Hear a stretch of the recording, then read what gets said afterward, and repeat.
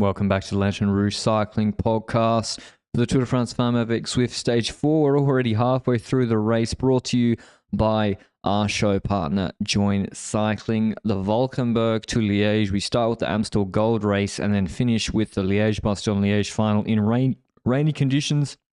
The rain has hit Europe after some hot weather. And yeah, we start with some early... Yeah, but now it's really cold here, actually. I love it. I was melting. Anyway, back to the race. We got Monteur, which is 3Ks, 5.7%, then Redoute, which is a 5-minute climb, 5.5-minute climb at about 8.7%.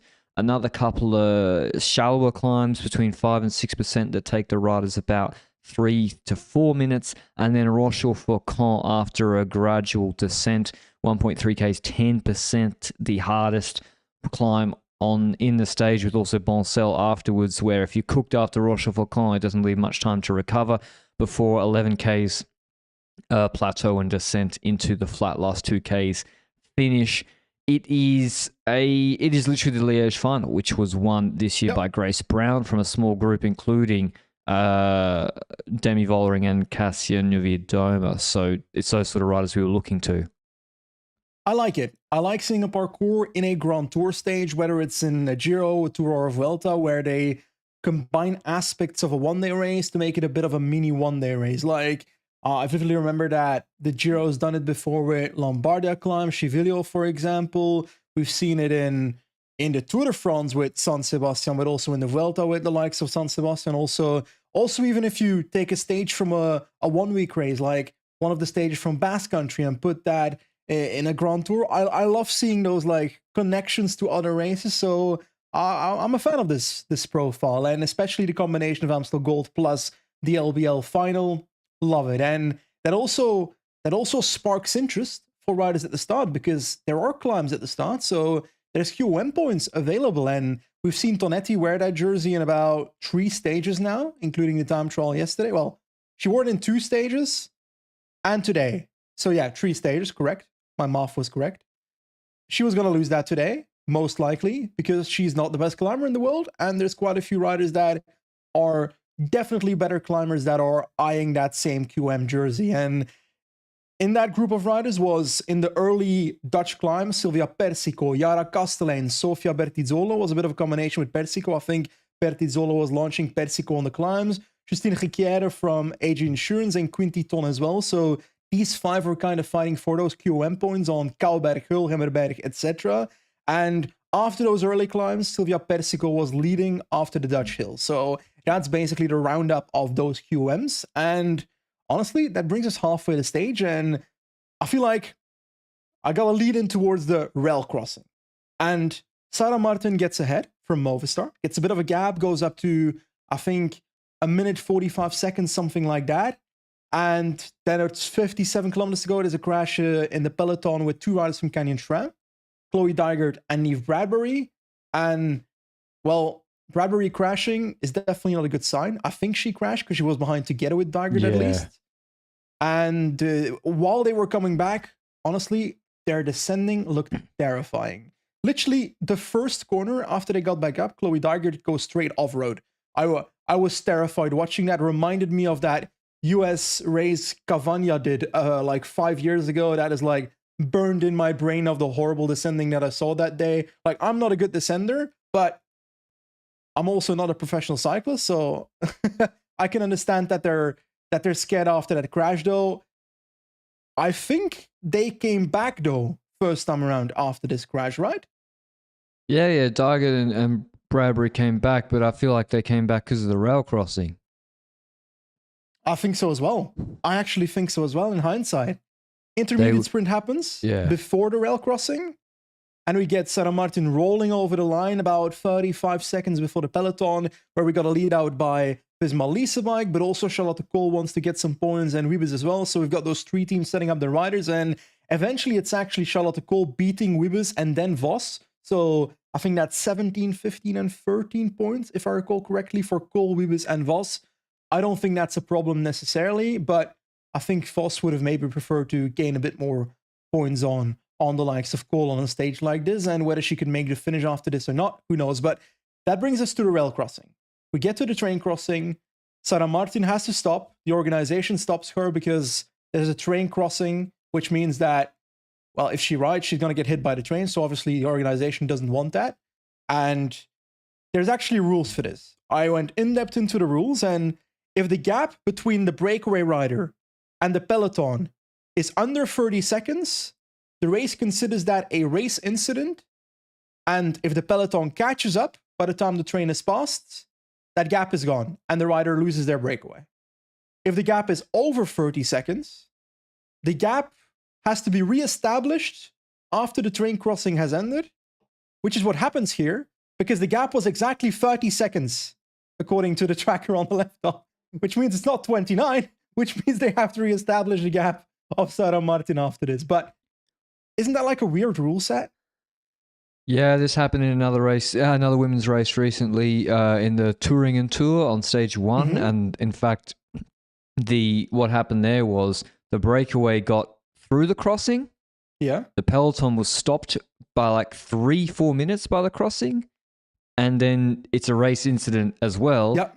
And they don't neutralize the break. And I can't remember who it was, but they won the stage by 2.5 minutes. And it really had big ramifications for GC. So it's like, yeah. Wasn't there a breakaway in a one-day classic three years ago where Bos and Hagen did that in, maybe it was in Roubaix or something, or Stationsberg? I don't know. Anyway, I still remember vividly that one time where, this might be before your cycling time, but I think 2016-17, there was a Roubaix where there was a rail crossing and half the peloton decided to cross while the rail crossing was closed, which is why those rules got properly established afterwards, because they were endangering their own lives and others that would follow them doing so.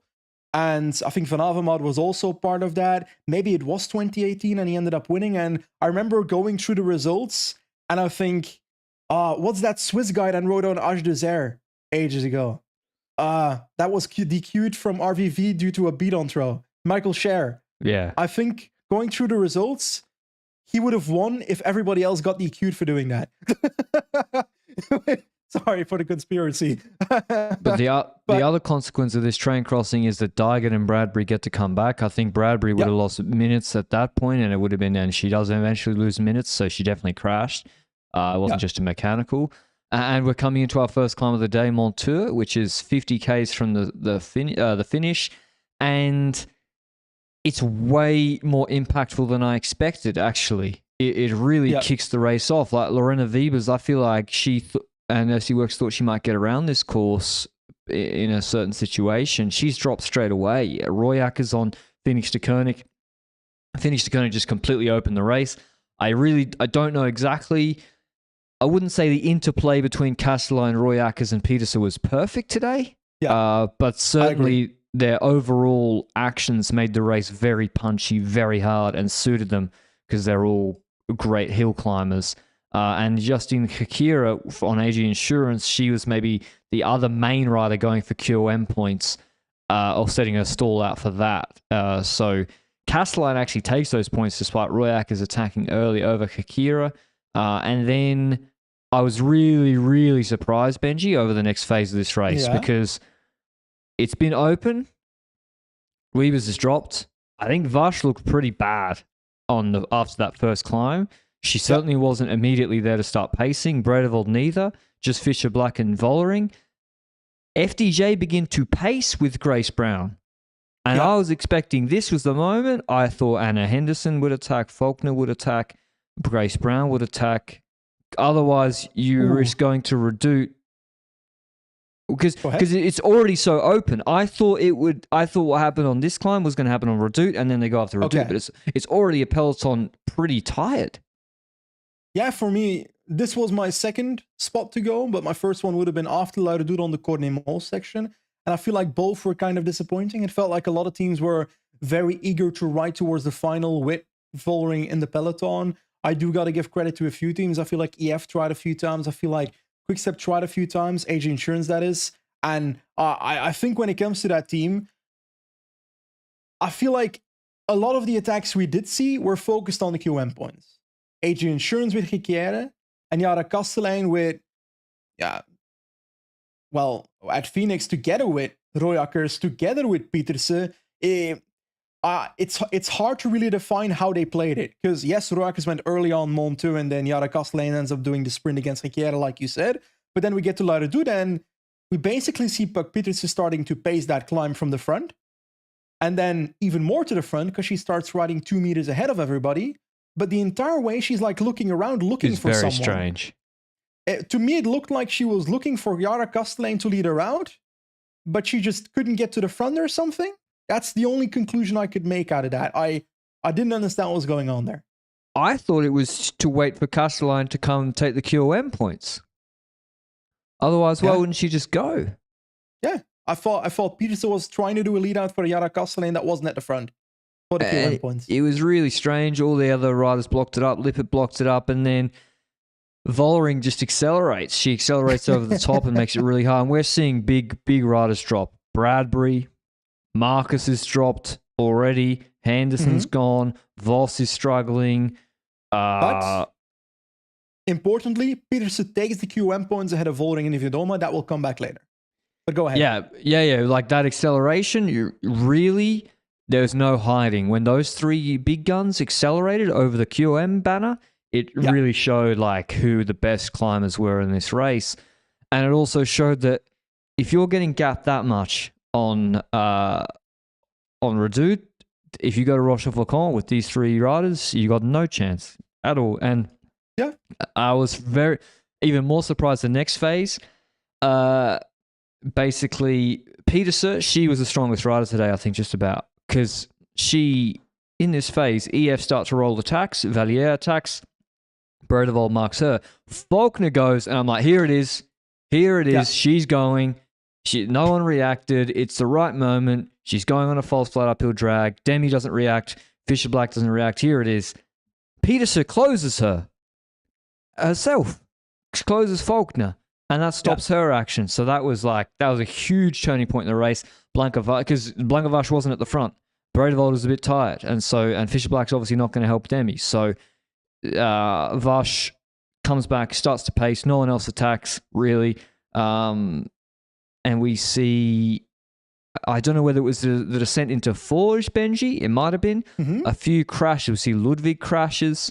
Correct. And she would lose big time. Bradbury's off the back. Dygert's trying to make it back, but she's not really getting back into the peloton. And Côte de Forge, again, AG Insurance are very aggressive, Benji. They go with Gigante, and then Hakira was super strong, actually. Her attack was so strong, she surprised herself. It's almost the same as what Phoenix did on Monte. They've got Gigante going first, similarly parallel to Royakkers going first on Monte.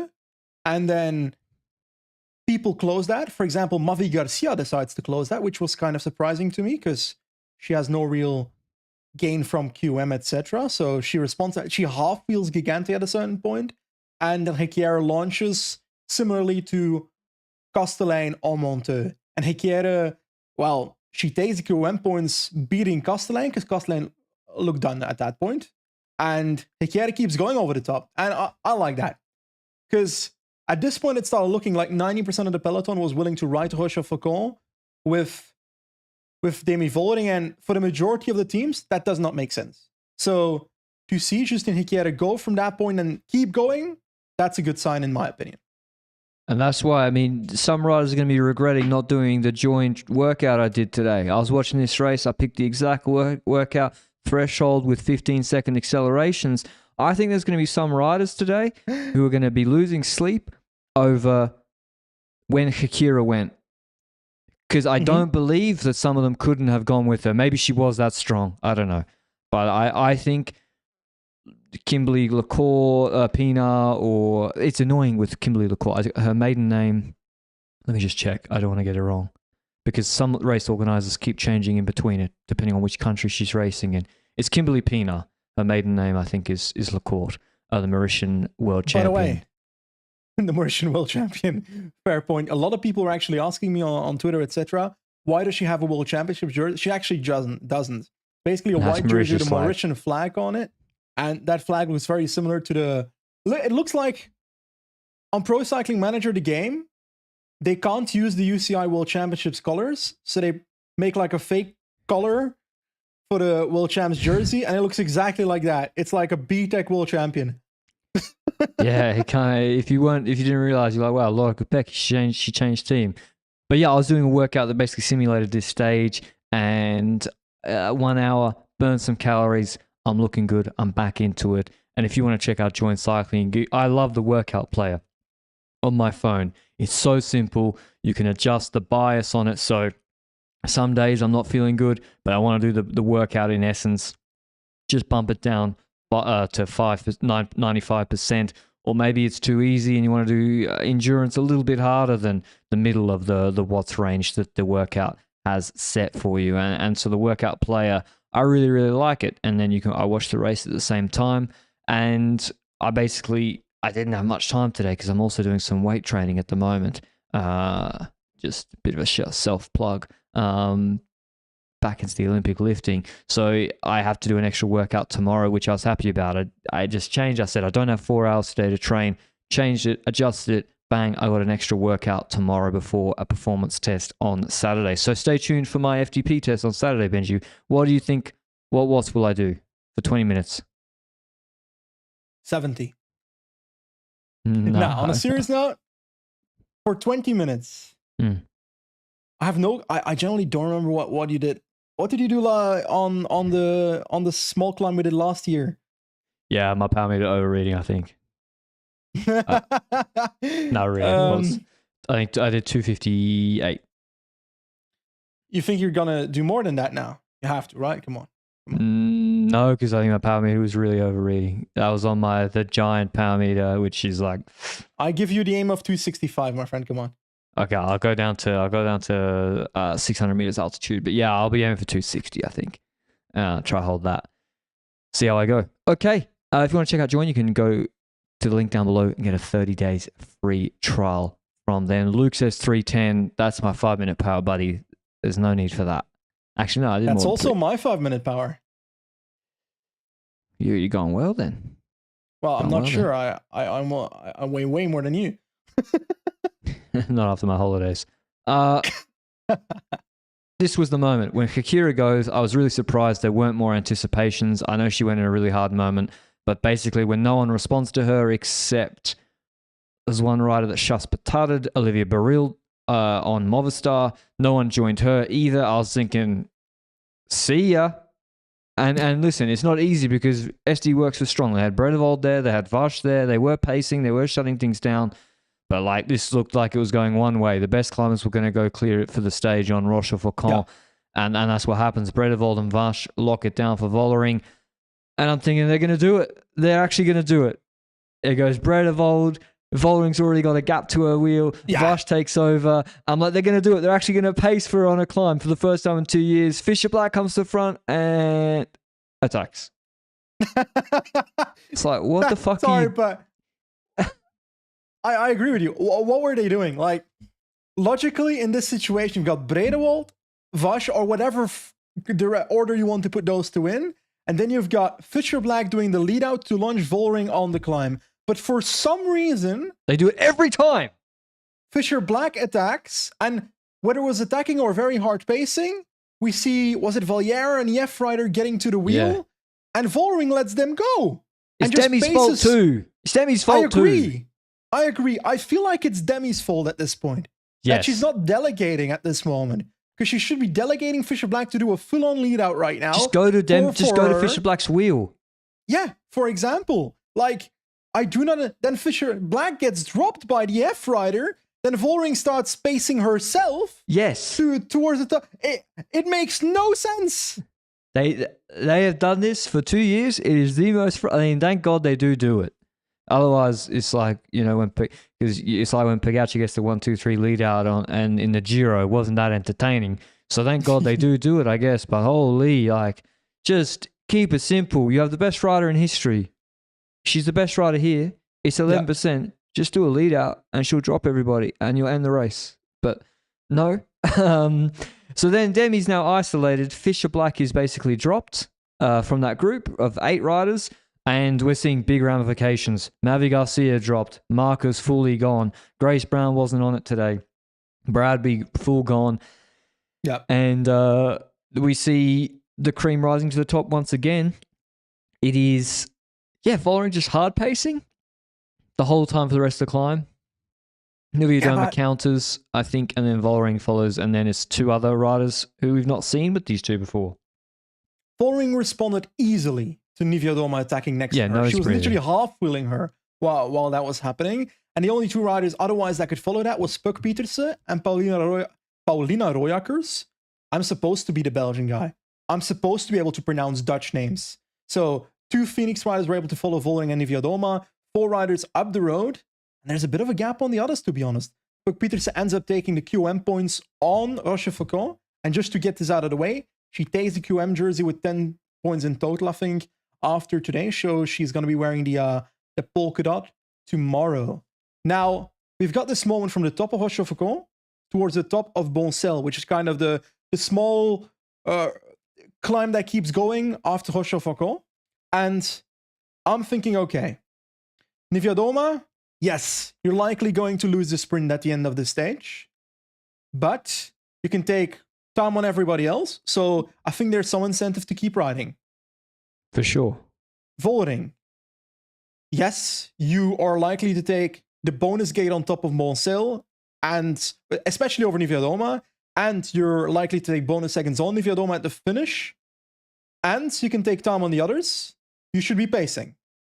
Phoenix, you've got Royakkers and Pieterse. Royakkers looks to be on the limit at this point. So Phoenix should ride with at least one rider, and Pieterse seem to be doing that. Vollering is the one that's not riding at this moment, before they get to Boncel.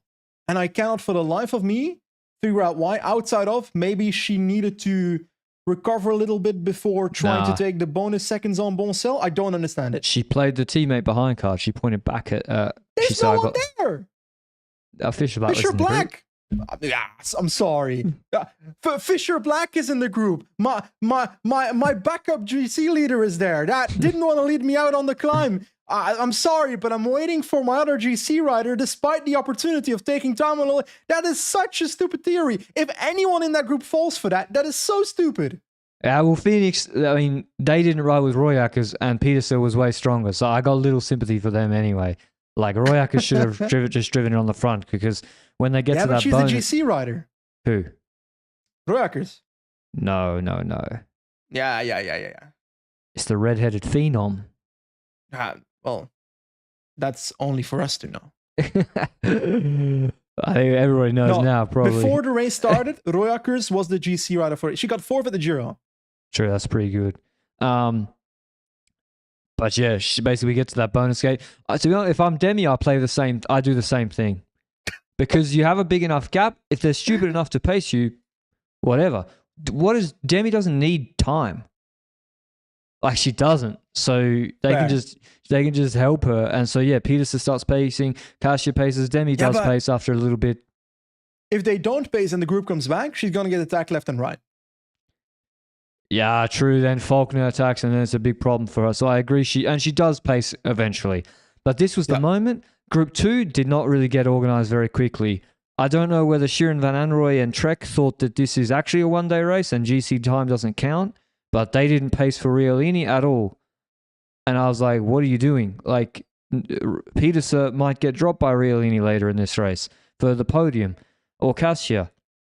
AEF, I couldn't really figure out whether they were going to try to bring Faulkner back to attack or to go for Noemi Rugg in the sprint.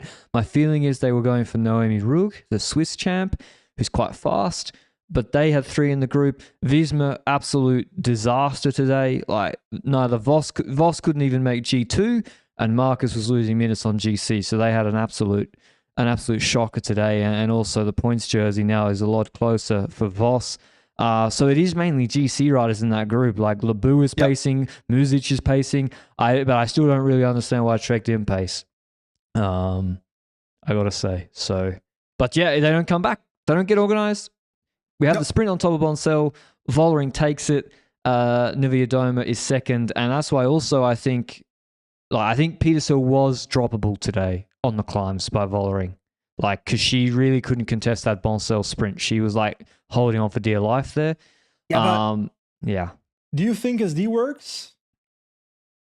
during the stage saw Peters as a GC threat. No, I'm talking stage win. Yeah, but do you think they now see her as a GC threat? No, Because no one's a we GC threat. we haven't spoken about the outcome of this race yet, of this stage, but Niewiadoma and Peters are the only riders with her after a stage like this. Does that change their mind on what she can achieve in the coming days?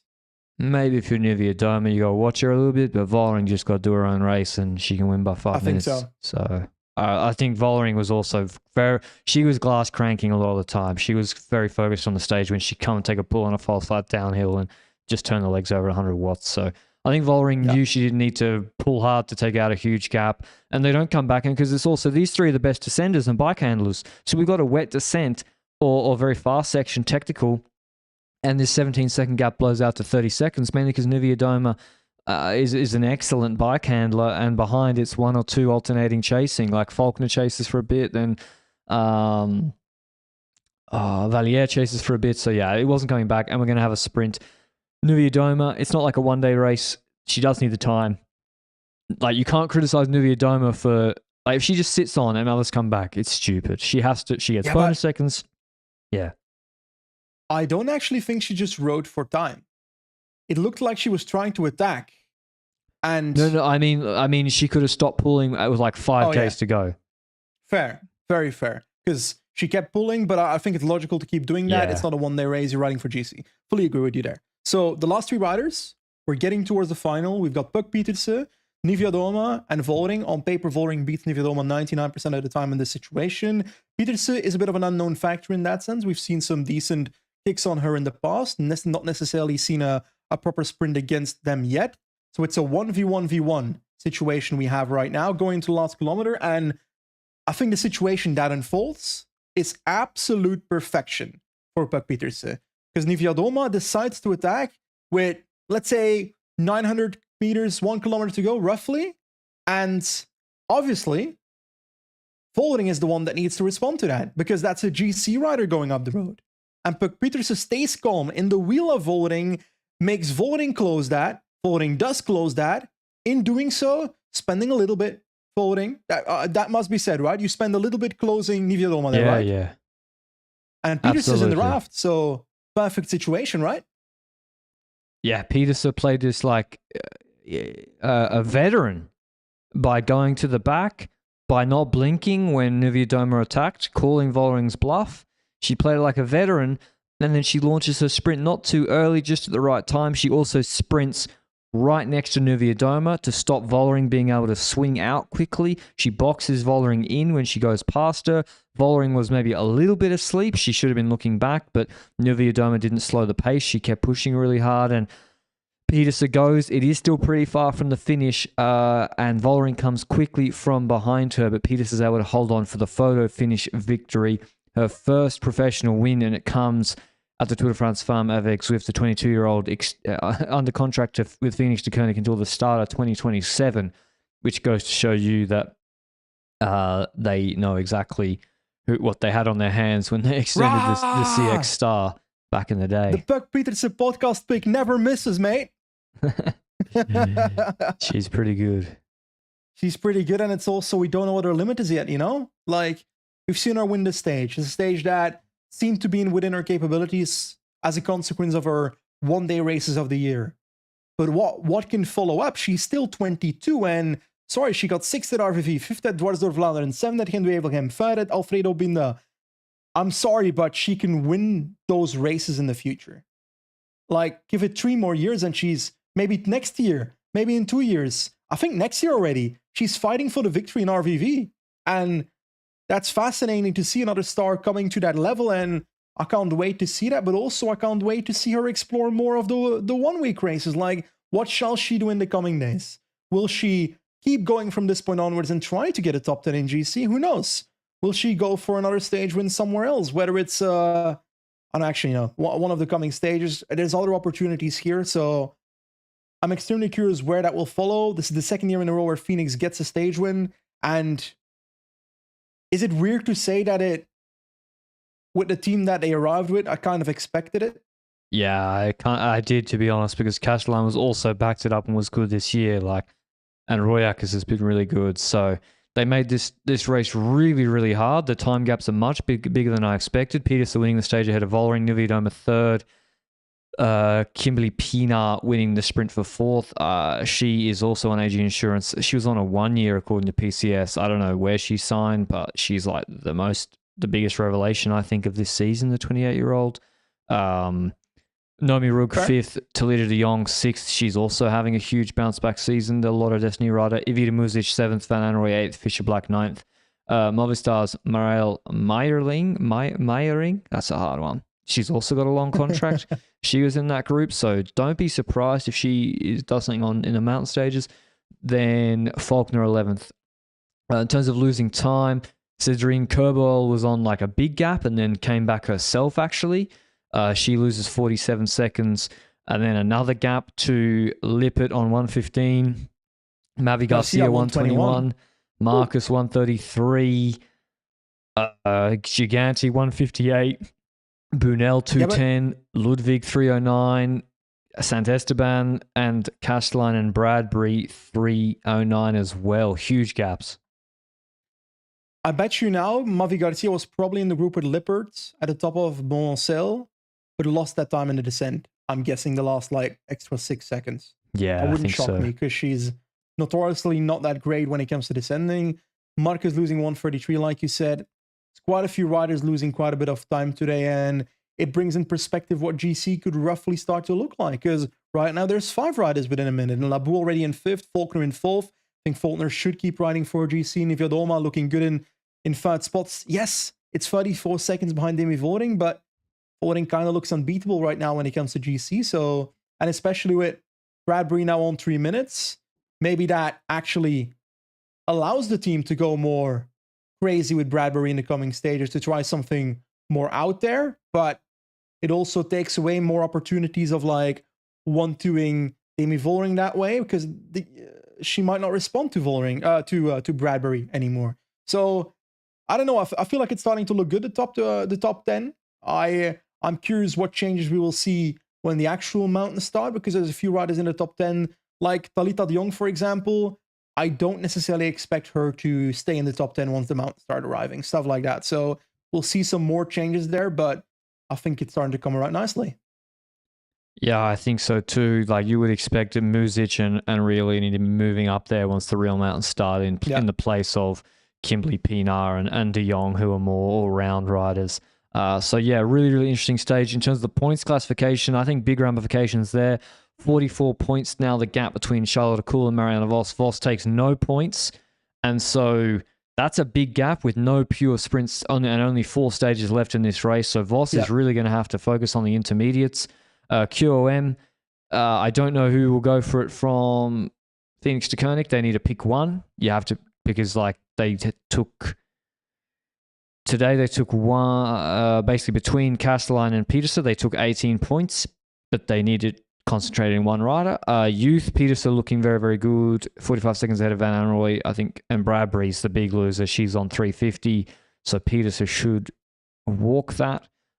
Okay, but tomorrow's stage, it doesn't get easier. Tomorrow's stage is actually pretty interesting, I think. Very silly. Before we get to the stage, Shirin Van Anrooy, I think, might actually still be able to fight against Peterson there, depending on how much she offers up for Realini.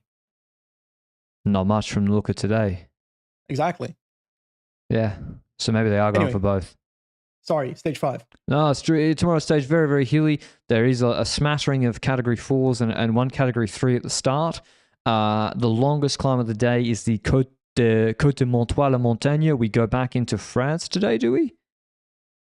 They cross the border? Yes. Yeah. They go back into France here.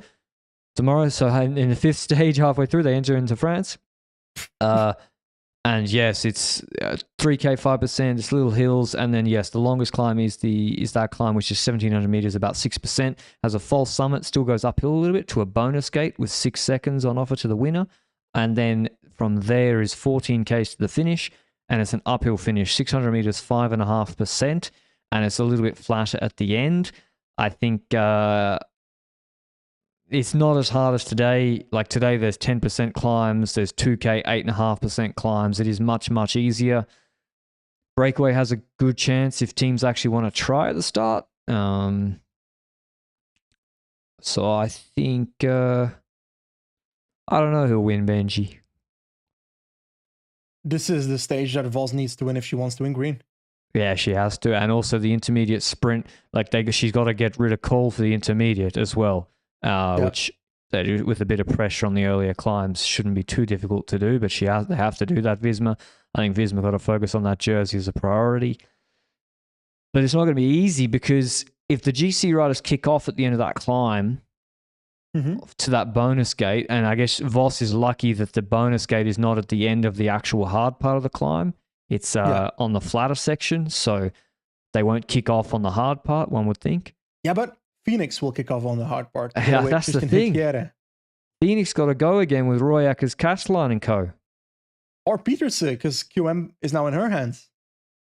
Yeah. If I was Petersen, I would let Royakkers attack here, actually. Or Castellan. Yeah. Because I think Petersen can just win the stage from their GC group. Why not? I don't know. Her sprint today, it was okay, but I also feel like in a larger group, she won't win that sprint. But it won't be that large. It's still at the end of a 600 meter, 5.5% climb. It's an uphill finish. Ludwig crashed today. I would personally expect Vos to survive that Côte de Montois de la Montagne. But can she sprint? On the flat for sure, but it is a little bit uphill. 600 meters, 5.5%, I think yes. Yeah, you're probably right. And it flattens out at the end. So yeah, Vos is the favourite for the stage, one would think. Liana Lippert, this is a big opportunity for her. She lost time today. So Lippert, this is very similar to the stage. She did actually win in the Tour de France in last year. She won a stage that was... that was the flat tire gate. Yes. Convenient flat tire. Persico, also a good option. Christina Schweinberger as well. So it'll be interesting. Last year was Vos. Last year, Vos got really dropped on that stage, but it had longer climbs on it, and that was a longer finish. So I'm looking at that. Wasn't there a Vuelta? There's a very similar Vuelta stage to this. I have no clue what you're talking about. Oh, Vuelta Femenina? Yeah, there was a Vuelta finish to Sigüenza this year, stage 7, which was 700 meters, 6.7%, and Vos put Faulkner and Vollering on a gap. So you're right, it is a very good finish for Vos. But they got to get her there. They got to get her there. That's true. They got to get her there, and also they've got two things to think about. Either they already start hurting Cole for the intermediate sprint, which might take away from their ability to get her towards the finish line, or they go all out for the finish. There's two options there. And you got to control attacks. Yeah. I'd focus on the finish. Yeah, probably because Cole will just drop anyway, I think. Lastly, bit of an update on Tashkent. They've got one rider left, and it's the expected Janina Kuskova. So I actually think she's going to finish the Tour de France Femmes. Yeah, she'll at least make the last stage, I think. But yeah, okay, I'm going to go with Puck Petersen doubling up tomorrow. Really? Yeah. Ooh, I like it. I'm going to go for Vos. Okay. Elsewhere around the traps, we had the Tour de Polognes going on at the moment. Wellens won the TT yesterday. Vingegaard came second and went into the GC lead. Today's stage was again a punchy stage, an uphill kick. Wilco Kelderman has been second, and he would have been top 10 in the TT and in the leader's jersey maybe, but he crashed uphill, and then he was third again today. Luke is very angry about the whole thing. Thibaut Nice won again ahead of Ulisi, and that also means that Ulisi goes ahead of Kelderman on bonies and goes 6 seconds closer to Vingegaard. He's now 19 seconds behind him. But Thibaut Nice in the time trial, did he try? I don't know. That was very strange. That was very strange how he didn't try. He didn't try. He did a wheelie over the line and nearly crashed. He didn't try. I don't know why he wouldn't try. I don't know why he wouldn't. That is inexplainable. He wins stage 1. He can keep the jersey if he does a really shockingly good time trial. And to be honest, just an average, just a mid time trial, just a mid one, and he'd still top 10 this race on GC easily. Yeah, and especially because now stage 3 he's winning, and he can still compete for stages after that. So I do not understand why they decided to do that. Because like the way he's climbing, he's not just going to insta drop on the Queen stage 6. I was like, what is going on? Like, anyway, I mean, maybe he recovered and that was why he could win today, because he was fresher than the others. So, you know, hard to disagree with 2 wins. But yeah, I also found that quite strange. But that's going to be a good finish to this race. With stage 6 really the one to watch, although there's loads of bonus gates. So Ulysses the big danger, and he's got the Visma Biden of Vingegaard and Kelderman around him. If Luke had his way, Kelderman gets to go for they use Kelderman as an attacker, and he takes the GC Dubsky. But we'll see how that'll be a good race. But although they're trialing, I think, no radios there. Not sure that was the wisest place to do it, frankly. And that's all I got to say. So we'll see you with the recap of another interesting uphill finish tomorrow. How will the teams play it? Will finish to Koenig roll attacks again? I think they probably will, especially with those QOM points on offer. And thanks for listening as always. Thanks for joining Cycling. See you then. Ciao.